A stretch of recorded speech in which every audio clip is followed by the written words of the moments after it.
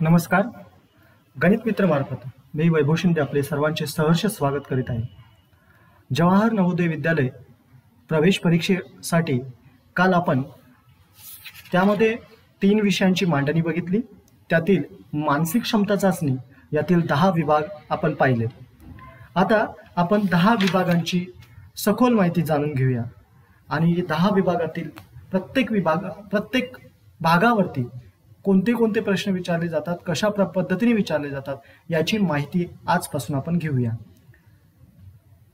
मानसिक क्षमता चाचणी यामध्ये जे आपण काल 10 भाग पाहिले होते ते 10 भागांमधील प्रश्नांची मांडणी परीक्षेमध्ये विचारताना ते एकाच क्रमाने विचारले जातील असे कधीही गृहीत धरू नका. ते 10 भाग मागे पुढे असू शकतात. आता आपण जो वेगळे पद ओळखा हा जो भाग पाहणार आहोत तो कदाचित 1 नंबरला असेल, 2 नंबरला असू शकतो किंवा शेवटी असू शकतो. आपण त्या प्रश्नांची माहिती प्रश्न वाचल्यानंतर आपल्याला तो भाग समजला पाहिजे. यासाठी प्रश्नांची मांडणी आणि त्यामध्ये कशा पद्धतीने प्रश्न विचारले जातात त्या सोडवण्यासाठी आपल्याला कोणत्या गोष्टींची काळजी घ्यायची या सर्व बाबी आज आपण समजून घेऊया. वेगळे पद शोधा या बाबतीत आपण काल चर्चा केली होती. त्यामध्ये आपण बोललो होतो की आपल्याला एकूण 4 प्रश्न आकृती दिलेल्या असतात. त्यामध्ये 3 आकृत्यांमध्ये काहीतरी समानता असते आणि एक आकृती ही त्या 3 आकृत्यांच्या समानतेपासून वेगळी असते. ती आपल्याला वेगळी आकृती कोणती असते ही आपल्याला शोधायची आहे. तर ह्या समानता कशा कशा प्रकारे असतात आपण ते पहिल्यांदा प्रकार बघूया. एक, यामध्ये काही रेखांकित किंवा छायांकित केलेला भाग जो असतो त्याचा जो मांडणीचा क्रम असतो तो त्यामध्ये महत्त्वाचा असू शकतो. आपल्याला त्यातील रेखांकित अथवा छायांकित भाग याच्याकडे आपल्याला काळजीपूर्वक लक्ष दिलं तर आपल्याला कळते की त्यांच्यामध्ये काय समानता आहे. 3 प्रश्न आकृत्यांमध्ये रेखांकित भाग आणि छायांकित जो भाग असतो त्याची दिशा कोणती असते किंवा त्याचे प्रमाण किती आहे यावरती तो प्रश्न विचारला जाऊ शकतो. दुसरा प्रकार असू शकतो एक भौमितिक आकृती देऊन तिचे काही समान भाग केलेले असतात. ते 2 भाग समान असू शकतात, 3 भाग समान असू शकतात, वर्तुळाचे समान भाग असू शकतात, त्रिकोणाचे असू शकतात, चौरसाचे असू शकतात, पंचकोन, षटकोन. तर त्यांचे जे समान भाग आहेत त्या भागांमध्ये काही भाग छायांकित आहे का किंवा काही भागांमध्ये समान भागांमध्ये अजून दुसरी एखादी आकृती आहे का. तर या समान भागांमध्ये आपल्याला साम्यता शोधायची आहे. त्यानुसार सुद्धा आपण वेगळे पद ओळखू शकतो. तिसरा प्रकार येईल एकात एक आकृती असणे. एकात एक आकृती म्हणजे बाहेर एक त्रिकोण दिला आहे त्याच्यामध्ये पंचकोन आहे, एखादा पंचकोन बाहेर दिला आहे त्याच्यामध्ये षटकोन आहे, एखादा षटकोन दिलेला आहे त्याच्यामध्ये चौरस आहे. हे आपण उदाहरणं पाहणार आहोत, सोडवणार आहोत. फक्त मी तुम्हाला यामध्ये प्रकार सांगत आहेत की कशा प्रकारे प्रश्न विचारले जाऊ शकतात. त्यामध्ये आपल्याला वेगळेपणा शोधण्यासाठी कोणत्या महत्त्वाच्या गोष्टींवर आपल्याला लक्ष ठेवावं लागणार आहे. रेखांकित भाग असेल, छायांकित भाग, त्याचा समान भाग असेल, एकात एक आकृत्या असू शकतात. आणि तिसरा आपण एकात एक आकृत्या पाहिला. आता चौथा भाग आकृत्यांचा पाण्यातील प्रतिबिंब किंवा आरशातील प्रतिमा असू शकते. आणि अजून आपल्याला एक 5वा महत्त्वाचा घटक पाहायचा आहे आरशातील प्रतिमा किंवा पाण्यातील प्रतिबिंब. आपल्याला आरशातील प्रतिमा हा एक स्वतंत्र भाग याच्यामध्ये आहे, पण तरीही आपल्याला इथे सुद्धा आपल्याला काळजीपूर्वक लक्ष ठेवायचं आहे की आरशातील प्रतिमा आहेत किंवा पाण्यातील प्रतिबिंबे आहेत. आपण हा एक स्वतंत्र घटक आरशातील प्रतिमा आणि पाण्यातील प्रतिबिंबे हे कशी ओळखायचे हा एक स्वतंत्र घटक आपण पाहणार आहोत. आणि 5वा आणि महत्त्वाचा एक मुद्दा असतो घटीवत दिशा, म्हणजेच क्लॉकवाईज. आपण इंग्लिशमध्ये क्लॉकवाईज म्हणतो आणि मराठीत घटीवत म्हणतो. आणि अँटी क्लॉकवाईज म्हणजे प्रतिघटीवत दिशा. पहिली आकृती जी दिलेली असेल, चित्र दिलेलं असेल किंवा रेखाटन दिलं असेल, दुसरं त्याच्यामध्ये क्लॉकवाईज डायरेक्शन मध्ये फिरतंय का, तिसरी आकृती क्लॉकवाईज डायरेक्शन मध्ये फिरते का, किती आकृत्या क्लॉकवाईज डायरेक्शनने फिरतायत हे बघणं आवश्यक आहे. अँटी क्लॉकवाईज कोणते फिरतायत ते बघणं आवश्यक आहे. घटीवत आणि प्रतिघटीवत हे समजून घेण्यासाठी एक स्वतंत्र सेशन यापूर्वी सुद्धा मी आपल्या YouTube चॅनलवरती अपलोड केलेला आहे. तर आपल्याला अशा 5 प्रकारच्या मुद्द्यांवर आधारित आपल्याला असे प्रश्न विचारले जातात. आता आपण प्रश्न कशा पद्धतीचा असतो तो थोडा पाहून घेऊया. परीक्षेमध्ये असा वरती दिलेला नसेल भाग 1 वेगळी आकृती ओळखा, तिथे फक्त दिलेले असेल भाग 1, भाग 2, भाग 3, भाग 4 असे भाग 10 पर्यंत भागांची नावं दिलेली असतात आणि त्यातील त्याच्या खाली प्रश्न दिला जातो. त्या प्रश्नांना त्या एका प्रश्नावरती खाली 4 आकृत्या असतात. आता ह्या घटकावरती जो प्रश्न विचारला जाईल तो अशा पद्धतीने विचारला जाईल. यामध्ये थोडाफार बदल असू शकतो, परंतु साधारणतः आपल्याला हा प्रश्न समजला पाहिजे, कारण प्रश्न थोडासा 2-3 ओळींचा असतो, मोठा असतो, त्यामुळे तो समजण्यास अडचण येऊ शकते. पण आपण हा प्रश्न नीट काळजीपूर्वक वाचा, तुम्हाला त्यात सहज लक्षात येईल की या प्रश्नामध्ये आपल्याला नक्की करायचं काय आहे. प्रश्न वाचूया. पुढील प्रत्येक प्रश्नात 4 आकृत्या दाखवलेल्या आहेत. ओके, ABCD असं त्या 4 आकृत्यांचा क्रमांक आहे. या 4 आकृत्यांपैकी 3 आकृत्या कोणत्या तरी बाबतीत समान आहेत आणि एक आकृती त्यांच्यापासून वेगळी आहे. तर त्या वेगळ्या आकृतीची निवड करा आणि वर्णाक्षराचे वर्तुळ काळे करा. वेगळी आकृती निवडा याचाच अर्थ तुम्ही परीक्षेत तुम्हाला समजलं पाहिजे की आपल्याला ह्या विभागाखाली या भागाखाली जे प्रश्न आहेत ते आपले वेगळे पद ओळखा ह्या भागातील आहेत.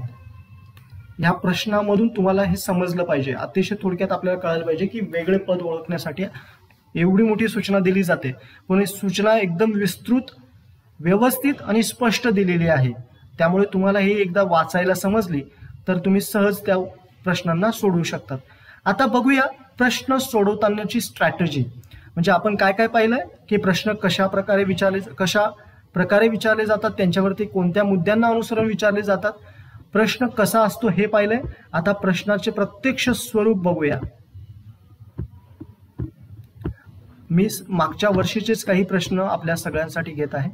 ओके, 2018 मध्ये हा प्रश्न विचारला आहे. प्रश्न क्रमांक 1. आपण आपल्या आजच्या याच्यानुसार प्रश्न क्रमांक ठरवूया.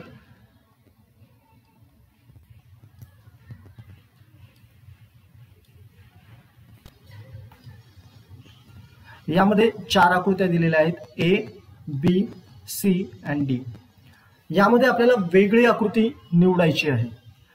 आता आपण जे 5 मुद्दे पाहिले होते त्यापैकी नक्की कोणत्या मुद्द्यावरती आधारित आहे तुम्हाला लगेच लक्षात येईल की इथे दिलेल्या आकृतीचे समान भाग केलेले आहेत. इथे मध्ये त्रिकोण आहे, चौरस आहे, पुन्हा त्रिकोण आहे, पुन्हा चौरस आहे. पण इथे त्रिकोण पहिला जो A त्रिकोण आहे, हा A त्रिकोण आहे, त्याचे 2 समान भाग दिसत आहेत, 1, 2. ह्या चौरसाचे सुद्धा 2 समान भाग दिसत आहेत. हा, याचे मात्र समान भाग दिसत नाही, कारण हा जेवढा आहे तेवढा खाली, त्याच्यापेक्षा जास्त मोठा भाग खाली आहे. याचे समान भाग दिसत नाही आणि कर्णाद्वारे ह्या चौरसाचे सुद्धा समान भाग केलेले आहेत. मात्र आकृती जी C आहे ती वेगळी आकृती दिसते, हिचे समान भाग नाहीयेत. इथे तुम्ही काय पाहिलंय? पहिल्यांदा समान भाग हा एक घटक पाहिला, इथे तुम्ही निरीक्षण केलं आणि तिसरी गोष्ट सर्वांमधील सहसंबंध समजला तुम्हाला की तिघा आकृत्यांमध्ये अर्धा भाग केलेला आहे. आणि चौथा, तुम्ही तुमच्या उत्तरापर्यंत, उत्तर ज्या वेगळी आकृती आहे त्यापर्यंत जाऊन पोहोचला. प्रथम दर्शनी लगेच लक्षात आलं की समान भाग इथे दिसत आहेत. मग निरीक्षण केलं की कोणत्या आकृतीमध्ये समानता दिसत नाही. मग तुम्हाला दिसते की A, B आणि D यामध्ये सहसंबंध आहे की दोघांमध्ये समान भाग पडलेले आहेत, ते पण अर्धे अर्धे. मात्र C मध्ये ते दिसत नाही, म्हणून वेगळी आकृती इथे आपण 3 नंबरची घेतली. ठीक आहे, पुढच्या प्रश्नाकडे जाऊया. इथे वर्ष मला नीट दिसत नाही, पण हा पण मागील वर्षापूर्वीचाच काहीतरी प्रश्न विचारला. आता आपण मागील समान भागांवरती प्रश्न विचारला होता. यात मात्र काय दिलंय? एकात एक आकृत्या, काही वर्तुळ दिलेले आहेत आणि त्या वर्तुळांमध्ये वर्तुळ देत पुन्हा मध्यभागी एक वेगळी भौमितिक आकृती दिली आहे. मग यांच्यामध्ये समानता तुमच्या लक्षात आली की वर्तुळांमध्ये व्हेरिएशन आहे, वर्तुळांची संख्या कमी जास्त आहे, काही ठिकाणी वर्तुळांची संख्या जास्त आहे आणि त्यामध्ये असलेली पुन्हा एक आकृती मध्यभागी जी भौमितिक आकृती आहे ती वेगळी आहे. पहिल्यांदा समान बाब लक्षात आली की वर्तुळांची संख्या इथे प्रत्येकाची वेगवेगळी आहे. इथे किती वर्तुळ आहे मोजून घ्या. एक वर्तुळ, 2, 3. इथे किती आहेत बघूया. 1, 2, 3. इथे किती वर्तुळ आहेत बघूया. 1 2 3 4. इथे किती वर्तुळ आहेत ते बघूया. 1 2 3 4 आणि 5. तेव्हा तुमच्या एक गोष्ट सहज लक्षात येते की जेवढ्या वर्तुळांची संख्या आहे तेवढ्याच बाजूंची एक भौमितिक आकृती मध्यभागी दिली आहे. इथे 3 वर्तुळ आहेत, इथे 3 बाजूंचा त्रिकोण दिलेला आहे. इथे 3 वर्तुळ आहेत, मध्ये मात्र चौरस दिला आहे. हा, इथे 4 बाजू आहेत, मध्ये 4 बाजूंनी बनलेला चौरस दिलेला आहे. इथे 5 वर्तुळ आहेत तर 5 बाजूंनी बनलेला पंचकोन इथे दिलेला आहे. मात्र जी बी क्रमांकाची आकृती आहे ती इथे मात्र मॅच होत नाही, कारण इथे वर्तुळ पाहिजे होती. 4 वर्तुळ असती तर मध्ये चौरस दाखवला असता तर चालला असता, पण 3 वर्तुळ दाखवून मध्ये 4 बाजू असलेले चौरस किंवा आपण चौरस दिलेला आहे, म्हणजे ही आकृती वेगळी दिसते. याच्यामध्ये साम्यता काय होती, जेवढी वर्तुळ आहेत बाह्य भागात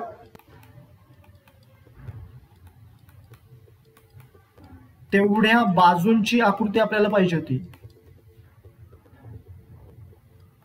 तुम्हाला बाजू माहिती आहेतच, तुम्ही 5वीचे विद्यार्थी आहात. त्रिकोणाला 3 बाजू, चौरसाला 4 बाजू, पंचकोणाला 5 बाजू, षटकोणाला 6 बाजू.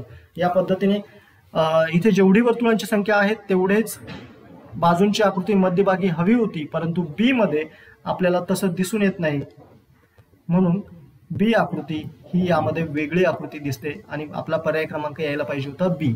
आपण पुढे जाऊया. अजून कोणत्या प्रकारचा प्रश्न आपल्याला विचारला जाऊ शकतो. ही आकृती 2019 मध्ये आपण जे 5 प्रकार पाहिले त्यामध्ये थोडीशी वेगळी आकृती आहे. तरीही आपण जो एकात एक आकृती असेल किंवा त्यांच्या आकृत्यांची एकमेकांची जी तुलना आहे ती महत्वाची इथे आहे. पहिली गोष्ट, इथे सुद्धा बाह्य भागात वर्तुळ आहेत, हे तुमच्या निरीक्षणात लगेच लक्षात येते. सर्वांमध्ये ती समानता आहे, बाह्य भागात वर्तुळ. हा, एक मुद्दा सांगायचा राहिला, प्रत्येक प्रश्नाकृती ही चौकोनात दिलेली असेल. हा चौकोन बाहेरचा कधीही तो प्रश्नाकृती दाखवण्यासाठी त्यांनी केलेली चौकट असते, ती चौकट आहे, ती भौमितिक आकृती समजण्याची कधीही गल्लत करू नका. हा बर, आता ह्या वर्तुळामध्ये अजून 3 वर्तुळ आहेत, प्रत्येकामध्ये 3-3 वर्तुळ आहेत. ओके, तुम्ही सरळ पेन्सिल घ्यायची आणि त्या प्रश्नाकृतीमध्ये सुद्धा तुम्ही ह्या गोष्टी नोंदवू शकतात. मात्र इथे एक गोष्ट लक्षात येते, 2 वर्तुळ हे एकमेकांना छेदतात, मात्र एका वर्तुळाला फक्त स्पर्श करतायत. बघा इथे हा 1 आणि 2 हे जे दोन्ही वर्तुळ आहेत ते एकमेकांना छेदतायत, पण ह्या तिसऱ्या वर्तुळाला ते स्पर्श करतायत. इथे सुद्धा तसंच होतंय. बघा, हे 1 आणि 2 वर्तुळ एकमेकांना छेदतायत पण तिसऱ्या वर्तुळाला स्पर्श करतायत. इथे सुद्धा तसंच होतंय, 1 आणि 2 हे वर्तुळ एकमेकांना छेदतात आणि तिसऱ्याला स्पर्श करतात. मात्र इथे 1, 2 आणि 3 तीनही वर्तुळ एकमेकांना काय करतायत, छेदत आहेत. म्हणजे इथे एकमेकांना स्पर्श, इथे फक्त तिसरं वर्तुळ हे स्पर्श करायला हवं होतं, ते तिथे त्यांनी त्याला छेदत आहे. म्हणजे आपला जो पर्याय क्रमांक येईल डी ही आकृती वेगळी आकृती आहे, म्हणजेच आपण तो पर्याय निवडायचा. एकात एक आकृत्यांमध्ये इथे आपल्याला थोडीशी तुलना सुद्धा आपण करतो की दिलेल्या आकृत्या एकमेकांच्या सोबत कशा पद्धतीने स्पर्श केला आहे, त्याच्यामध्ये छेदलेला आहे किंवा त्याचा काही अंतर्भाग समाविष्ट होऊन त्याचं किती प्रमाण समाविष्ट झालंय हे सुद्धा आपल्याला लक्षपूर्वक पाहायचंय. आजचा आपण हा 4था प्रश्न बघतोय. आता इथे काही छायांकित आणि रेखांकित भाग आहे. मी पुन्हा एकदा सांगतो, ही बाहेर जी चौकट आहे ती आपण विचारात घ्यायची नाही. ती चौकट जी आहे ती आपल्याला प्रश्नाकृतीची मांडणी करण्यासाठी दिलेली चौकट आहे. प्रत्येक प्रश्नामध्ये अशी चौकट असते, त्यावेळेस आपण तिच्याकडे दुर्लक्ष करायचं, तिच्याकडे लक्ष केंद्रित करून आपण आपल्या उत्तरापासून लांब जायचं नाही. ठीक आहे, आपण जाऊया पुढे बघूया. आता इथे बघा, पहिली आकृती, इथे काही छायांकित भाग सुद्धा आहे. पहिले आहे चौरस, मध्ये वर्तुळ आणि छायांकित वर्तुळ. आता इथे बाहेर आहे वर्तुळ, मध्ये चौरस किंवा चौकोन म्हणू शकता तुम्ही, आणि मध्ये आहे छायांकित वर्तुळ.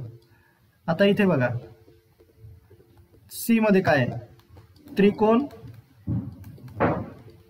वर्तुळ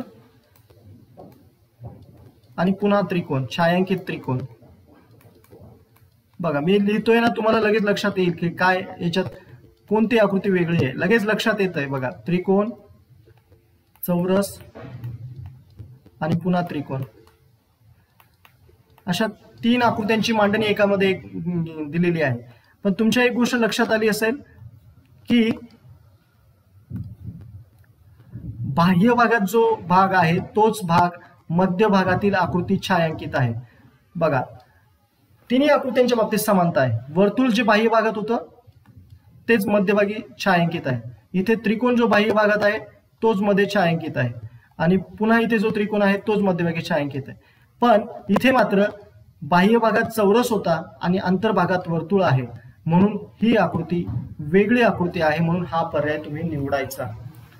छायांकित भाग आणि वर्तुळांची एकमेकांमधील केलेली मांडणी या प्रश्नामधून आपल्याला हे समजतंय. चला पुढील जाऊया. प्रश्न क्रमांक 5.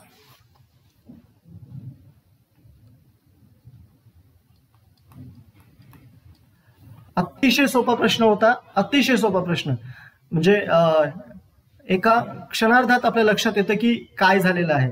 इथे 3 अक्षर आहेत, इंग्लिश अल्फाबेट्स आहेत, त्यांची मांडणी केलेली आहे RUN. फक्त इथे जो C नंबरचा हे आहे याच्यामध्ये N आहे, U आहे, पण इथे R नाही आहे. इतकं सोपं लॉजिक होतं. इतका सोपा प्रश्न तुम्हाला 1.25 गुण देऊन जाणार होता. अशा प्रकारचे प्रश्न जवाहर नवोदय विद्यालयात, आता हा 2019चा प्रश्न आहे, यातले जे 5 गुण आहेत ना ह्या घटकाचे तुम्ही सहज मिळवू शकतात. फक्त घाई गडबड करू नका. तर त्या अनुषंगाने फक्त लक्ष द्या काळजीपूर्वक. प्रत्येक प्रश्नाकृतीकडे व्यवस्थित बघा. तुम्हाला प्रश्न वाचण्यासाठी 30 सेकंद घ्या. पुढच्या 30 सेकंदात म्हणजे 2.5 मिनिटामध्ये तुमचे 2.5 ते 3 मिनिटात सर्व प्रश्न सुटतात. तर त्यामुळे कोणतीही घाई गडबड न करता हे हक्काचे मार्क्स आहेत ते तुम्ही गमवू नये असं मला वाटतं. पुढचा प्रश्न बघूया. प्रश्न क्रमांक 6. प्रश्न क्रमांक 6 दिशा याच्यावरती आहे. 2017 मध्ये प्रश्न विचारलाय. ओके, सर्वांमध्ये बघा भूमितीचं एक सेशन अविनाश कुलकर्णी सरांनी 2-3 दिवसापूर्वी घेतलेलं आहे.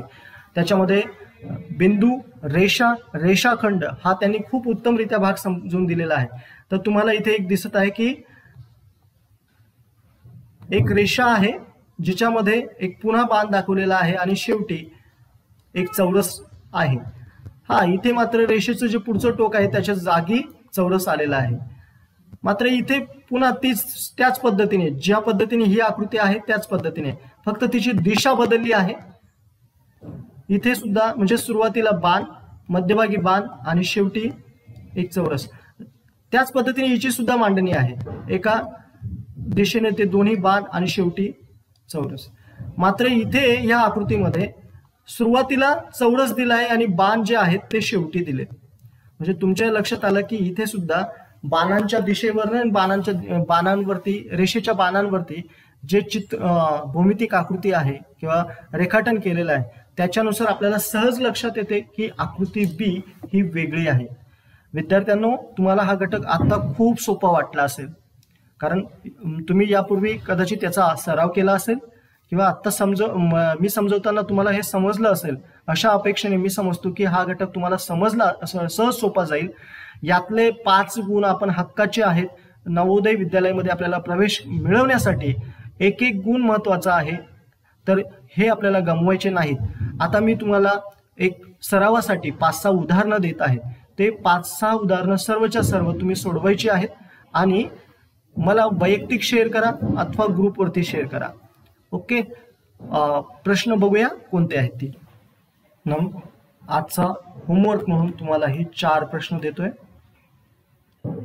हे सर्वांची उत्तरं तुम्ही कमेंट्स मध्ये सुद्धा लिहू शकतात. 1, 2, 3 and 4. ठीक आहे. तर 4 प्रश्न तुम्हाला सगळ्यांसाठी दिलेले आहेत. हे 4ही प्रश्न तुम्ही सर्वांनी सोडवावेत अशी मी अपेक्षा ठेवतो. कमेंट्स बॉक्समध्ये याची उत्तरं लिहा. लवकरच मी तुमच्यासाठी या घटकावरती एक झूमची लाईव्ह टेस्ट करणार आहे. त्यामध्ये आपण प्रश्न घेऊया, तुमची उत्तरं घेऊया. सरावासाठी ते अतिशय महत्त्वाचं आहे आणि त्यानंतर त्या प्रश्नांमध्ये काय वेगळेपणा आहे ते प्रश्न कसे सोडवलेत हे समजून घेऊया. थांबूया. धन्यवाद.